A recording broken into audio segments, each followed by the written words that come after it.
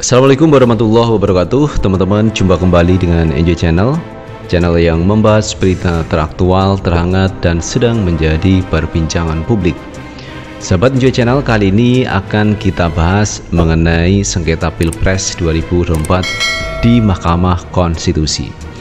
Ada pernyataan optimis dari pihak 01 bakal memenangkan dalam gugatan Pilpres 2024.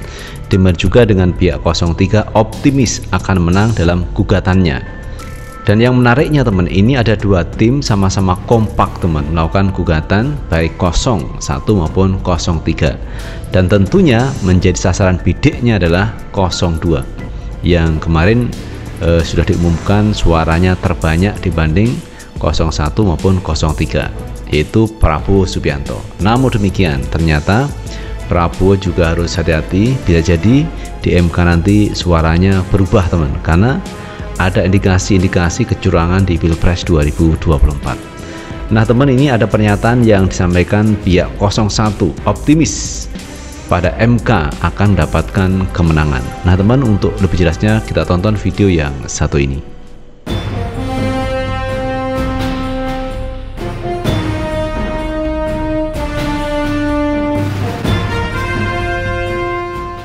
Secara umum saya ingin mengatakan Mahkamah telah menghidupkan optimisme untuk memastikan bahwa demokrasi ini memang harus ditegakkan. Rantai kecurangan yang hadir menyerbu dan mempersoalkan kejujuran dan keadilan. Apa konfirmasinya? Coba perhatikan baik-baik. Satu, belum pernah terjadi dalam sejarah Pilpres penyelenggara pemerintahan itu diundang, belum pernah ever in the history of the law enforcement in Indonesia dalam konteks election of the president dipanggil dan mahkamah memutuskan untuk memeriksa sendiri. Tadi poinnya, jadi nanti kami tidak akan bertanya, tidak bisa bertanya karena mahkamah yang akan. Itu sebabnya tadi mengatakan mahkamah telah menghidupkan hal. Itu bagian pertama. Bagian kedua, coba cek. Dalam sejarah Pilpres yang namanya Bawaslu itu jarang sekali diminta klarifikasi konfirmasinya atas berbagai pernyataan yang menyatakan ada begitu banyak pelanggaran terjadi. Belum pernah itu. Sekarang diminta. Karena kalau saya memahami sebagai juris, saya memahami bahwa mahkamah ingin sungguh-sungguh memeriksa every single evidence, terutama itu yang keluar dari Bawaslu, karena Bawaslu itu adalah pengawas pemilu. Rilisnya itu menjelaskan ada ribuan masalah, dan ribuan masalah itu mengkonfirmasi prinsip-prinsip dan azas-azas pemilu tidak sungguh-sungguh terjadi dengan sangat optimal. Itu poin yang kedua yang paling menarik. Poin yang ketiga yang juga sangat menarik, tadi teman-teman lihat mengenai teknologi informasi pun oleh Hakim yang mulia Hakim Eni, Profesor Eni, itu juga mulai dipersoalkan. Selama ini yang namanya teknologi informasi KPU, itu seolah-olah KPU itu tidak pernah atau kebal terhadap audit forensik terhadap sistemnya dia. Makanya kemudian Profesor Eni dengan sangat cerdas mengatakan, apa sih bedanya situng dan sirekap? Bedanya gede banget. Terus kesamaannya apa? Sama-sama bagian dari sistem kecurangan. Ini versi saya, bukan Profesor Eni. Jadi itu sebabnya Profesor Eni mencoba mengklarifikasi, mengkonfirmasi sistem itu. Dan ini juga lagi-lagi pada saat 2019 itu tidak pernah dianggap teknologi informasi itu. Teman-teman, kenapa yang mesti diomongin? Sirekap itu sebenarnya satu sistem yang dipakai untuk mengontrol rekapitulasi manual. Jadi dia penting banget. Coba lihat tadi teman-teman, hampir semua ketika mereka memeriksa itu sirekap yang dipakai dasarnya. Tapi begitu perhitungan dia pakai rekap manual. Pertanyaannya seperti tadi pagi saya kemukakan, apa jaminan kita bahwa hasil itu originalitasnya bisa dipertanggungjawabkan? Tidak ada jaminannya. Nah penutupnya Hakim Daniel yang biasanya tenang, ini cara kita membaca itu kemudian dia sudah mulai mempersoalkan kronologis dan timeline mengenai surat keputusan itu. karena melalui ahli kami bisa membuktikan proses perjalanan penetapan calon Gibran itu melanggar undang-undang. Sempurnalah kecurangan ini. Jadi teman-teman, di ujung ini menarik. Nah, soal saksi fakta kami ada yang menarik. Memang sulit sih ya kalau lawyers yang di Mahkamah Konstitusi. Jadi ada pertanyaan-pertanyaannya yang menurut saya sih kasihan sekali. Cuman ya sudahlah, kita hormati karena sesama kolega. Itu sahabat Enjoy Channel, apa yang disampaikan Bambang Wijoyanto mengkonfirmasi bahwa tanda-tanda kemenangan gugatan pihak 01 sudah mulai terlihat. Ini dibuktikan dengan permintaan dari pihak 01 untuk menghadirkan menteri, misalkan sosial, kemudian menteri keuangan, menteri Erlangga Hartarto, Zulkifli Hasan, ini dikabulkan oleh pihak Mahkamah Konstitusi, dan MK sendiri yang akan melakukan wawancara. Jadi pihak 01 maupun 03 tidak berhak melakukan wawancara atau pertanyaan, tetapi akan ditanyakan langsung oleh pihak MK. Ini menarik temannya, karena dengan dipanggilnya menteri-menteri itu maka akan memperjelas indikasi kecurangan di Pilpres 2024. Ini luar biasa. Jadi ada kemajuan di bawah Suhartoyo ya, ketua MK-nya. Tetapi beda cerita kalau ketua MK-nya itu Anwar Osman, mungkin tidak akan dipanggil teman. Mungkin loh, karena lolosnya Gibran masuk menjadi calon wakil presiden ya karena berkat keputusan dari Anwar Osman sebagai ketua MK yang akhirnya Gibran maju menjadi calon wakil presiden. Nah, oleh karena itu dalam Pilpres kali ini, sengketa ini, Anwar Osman tidak diikutkan dalam rapat untuk memutuskan sengketa Pilpres 2024. Nah teman, ini juga ada saksi yang cukup menarik dari pihak 03.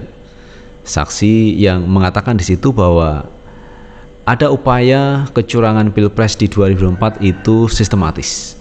Nah, coba kita tonton video yang satu ini.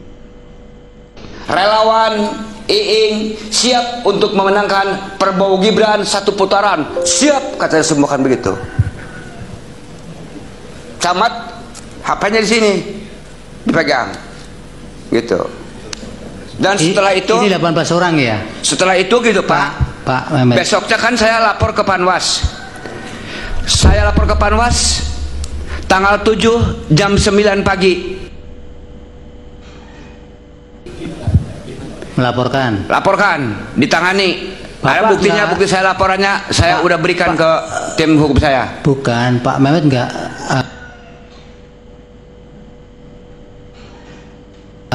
dokumentasikan lewat iya. HP lewat. Iya, waktu saya lapor, saya foto itunya, dokumenkan gitu.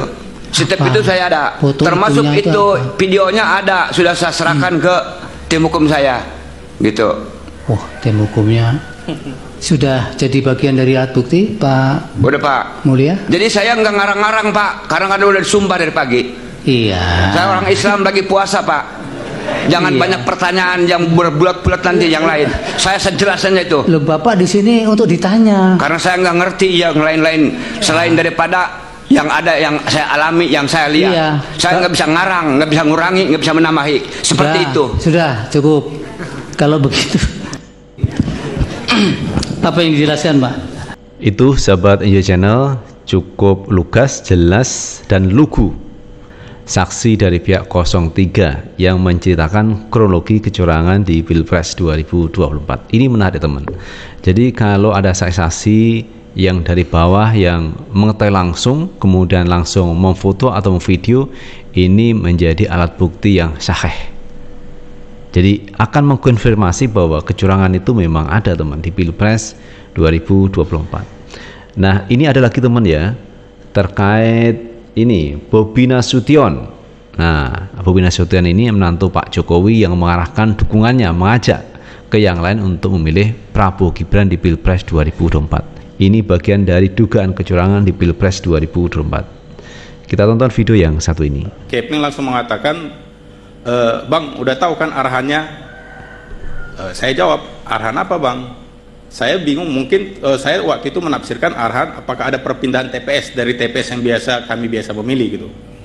TPS-nya masih lokasi lama kan Bang? Saya bilang gitu sama Keplingnya. Iya, ternyata apa? Dia bilang iya, tapi bukan itu yang dia maksud. Arahannya untuk presiden Bang. Maksudnya presiden ya arahan dari atas Bang untuk memilih 02 Prabowo Gibran. Atas ini siapa? Abang tahulah, Pak Bobi.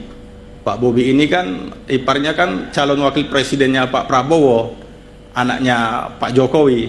Nah, itu tegas dinyatakan. Oh, berarti masuk Pak Kepling nyuruh saya memilih Pak Prabowo nomor 2. Iya Bang, arahannya seperti itu. Bukan cuma sama saya arahan itu, sama semua Kepling udah seperti itu arahannya. Tapi tenanglah Bang, ada kok paket-paket kecilnya, itu bahasanya. Saya kira tadi yang dimaksud paket-paket kecil itu berupa souvenir-souvenir. Ternyata yang dibilang ada Bang amplop-amplop, maksudnya paketnya Pak Kepling gimana? Ada amplopnya Bang. Oh, amplop uang maksudnya? Iya. Jadi untuk memilih Pak Prabowo kita dapat uang. Iya Bang. Dan untuk DPR RI ini ada juga Bang arahannya. DPR RI siapa? Pak Kepling. Ada Jona dari Gerindra. Oh, berarti ini satu paket untuk Pak Prabowo sama Ade Jona. Iya, begitulah bahasanya. Terus saya tanya, untuk uangnya kapan bisa saya ambil paketnya? Kapan aja bisa Bang. Kapan abang mau ngambil? Kepada siapa saya ambil Pak Kepling? Ya sama saya Bang, uangnya udah sama saya. Kapan mau mengambil? Nah begitu. Itu sahabat Enjoy Channel terkait skenario untuk memenangkan Prabowo Gibran di Pilpres 2024. Dan ini menjadi catatan sendiri bagi pihak MK tentunya, bagaimana bisa menyelesaikan masalah ini dengan sebaik-baiknya ya, agar tercipta satu keadilan bagi 01 maupun 03. Dan harapannya adalah ada PSU teman, pemungutan suara ulang, pemilihan suara ulang. Ini yang menjadi harapan bagi masyarakat, dan tuntutan dari pihak 01 adalah diskualifikasi paslon 02. Dan ini mungkin saja terjadi, karena kalau terjadi masif kecurangan bisa mungkin terjadi didiskualifikasi pasangan Prabowo Gibran di 2024. Nah, ini juga ada video yang cukup menarik, saksi ahli dari pihak 01. Nah teman, untuk lebih jelasnya kita lihat videonya yang satu ini. Si rekap tersebut untuk Anda audit, pernah nggak dikasih? Dan kemudian dibuat berita acaranya, dan kemudian diselebrate isinya semua. Disitulah ketahuan kelemahan sistemnya dan sebagainya. Dan itu banyak parameternya. Pertanyaannya, apakah Anda itu hanya membuat kesimpulan dari publikasi-publikasi di media dan tuduhan-tuduhan saja, sepotong-sepotong, tanpa pernah melakukan celebrate atau digital forensik utuh isi dari si rekap tersebut? Terima kasih. Baik, dari Hakim cukup, silakan Pak Yudi dijawab singkat-singkat saja.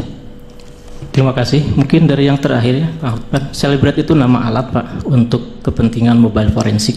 Jadi istilah di celebrate itu tidak tepat itu ya. Beberapa pertanyaan mungkin yang coba saya cermati. Pertama kepada penanya dari KPU. Jadi tadi yang saya sampaikan itu memang sumber datanya itu adalah dari file yang disampaikan kepada partai ya. Nah, kami mencoba untuk melakukan query, melakukan pengecekan ya. Memang tidak melakukan apa yang disebut dengan pengecekan berjenjang. Jadi dalam prinsip kami, karena sudah terdigitalisasi semua mekanisme, seharusnya hal-hal semacam itu tidak lagi terjadi ya. Jadi berkaitan dengan DPT tadi ya. Jadi kami mencoba melakukan analisis itu berdasarkan file yang disampaikan kepada partai, kemudian kita coba lakukan searching, filtering berkaitan dengan beberapa field ya, dan kemudian ketemulah angka seperti itu. Jadi memang tidak melakukan verifikasi secara faktual ya. Kemudian yang terkait dengan, sekali lagi mungkin kembali ke Pak Hotman ya. Jadi yang saya sampaikan itu adalah pola pikirnya Pak, pola pikir digital forensik ya. Jadi kami dalam paparan ini tidak menyatakan bahwa kami melakukan aktivitas digital forensik, karena memang kalau digital forensik secara resmi itu harus ada request, harus ada banyak prosedural ya. Nah yang kita lakukan itu adalah berdasarkan data dan fakta yang ada ya. Kami tadi menampilkan source code. Dari mana source code itu? Dari yang terpublikasi sebenarnya. Siapapun bisa sebenarnya, karena itu bisa didapatkan secara langsung di dalam publik ya. orang-orang IT saya kira mengerti betul apa yang disebut dengan web scraping, apa yang disebut dengan JSON, ya, itu hal yang sudah biasa dilakukan. Jadi secara prinsip kita tidak melakukan digital forensik, ya. Dan kalau berkaitan dengan kompetensi, alhamdulillah saya sudah hampir 20 tahun bergelut dalam dunia digital forensik, punya S2 digital forensik, S3 pun juga digital forensik. Kalau untuk masalah sertifikasi, dulu pernah mengikuti beberapa sertifikasi. Terima kasih. Kemudian berkaitan dengan dari Bang Refli dan Pak Bambang mengenai kapan mulai terdeteksi angka itu. Jadi kalau kita membuka satu situs, nama itu adalah web archive atau arsip internet itu, maka kita bisa melihat pada tanggal 14 Februari jam 18 itu ada saat pertama kali Sirekap itu muncul datanya. Jadi dalam WIB itu kurang lebih sekitar jam 18.30. Nah, angka yang muncul itu sudah di angka 57 kalau tidak salah ya, 20 sekian untuk 01, 57 untuk 02, kemudian 03 pun ada di angka itu, ya. Nah, angka ini tidak banyak berubah. Bahkan ketika saya sampaikan, ketika ada pernyataan mengenai ada kesalahan terkait dengan 154.000 TPS, itu ternyata tidak berdampak, ya. Logikanya ketika proses verifikasi, ketika data itu masuk, ya, maka tentunya proses validasi itu akan bergerak dengan cepat, dinamis, ya. Nah, dinamis itu tentunya akan juga berdampak kepada pergerakan angka, dan saya kira itu pernah terjadi pada kalau ada publikasi-publikasi hasil itu selalu ada pergerakan angka, ya. Nah, pergerakannya tidak terlihat seperti itu.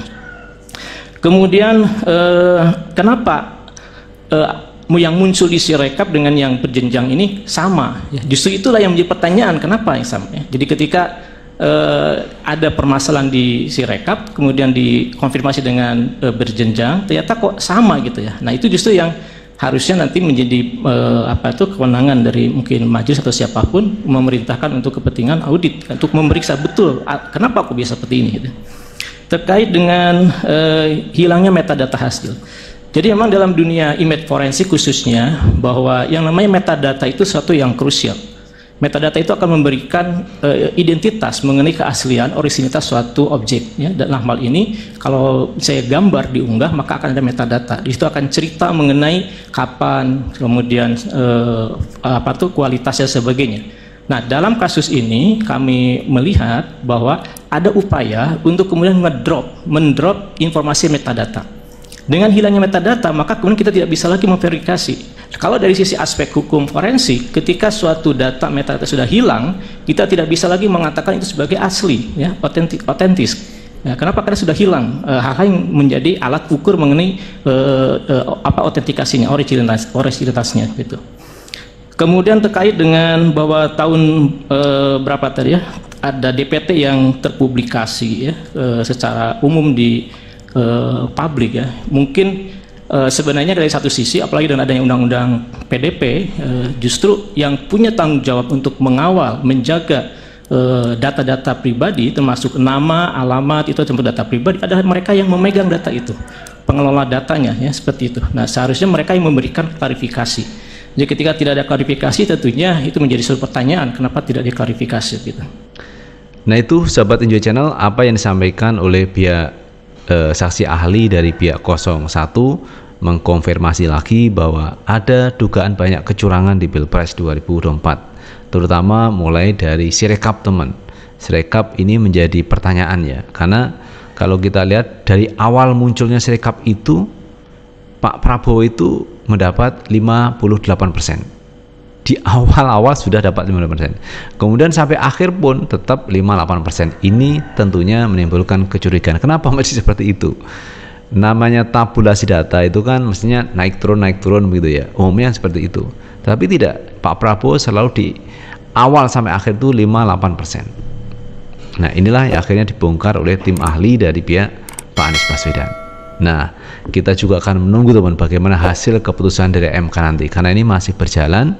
Apalagi nanti akan ada saksi dari pihak menteri-menterinya Pak Jokowi. Ini akan lebih memudahkan, teman, untuk membongkar terkait dugaan kecurangan di Pilpres 2024. Dan mungkin saja, teman, hasil akhirnya nanti adalah bisa terjadi PSU, pemungutan suara ulang di Pilpres 2024 kali ini. Itu sahabat Enjoy Channel yang bisa kita bahas. Terima kasih sudah menonton. Jangan lupa tetap like, subscribe, share, dan komen di channel ini agar kita bisa membangun channel ini menjadi lebih baik lagi. Sukses selalu. Assalamualaikum warahmatullahi wabarakatuh.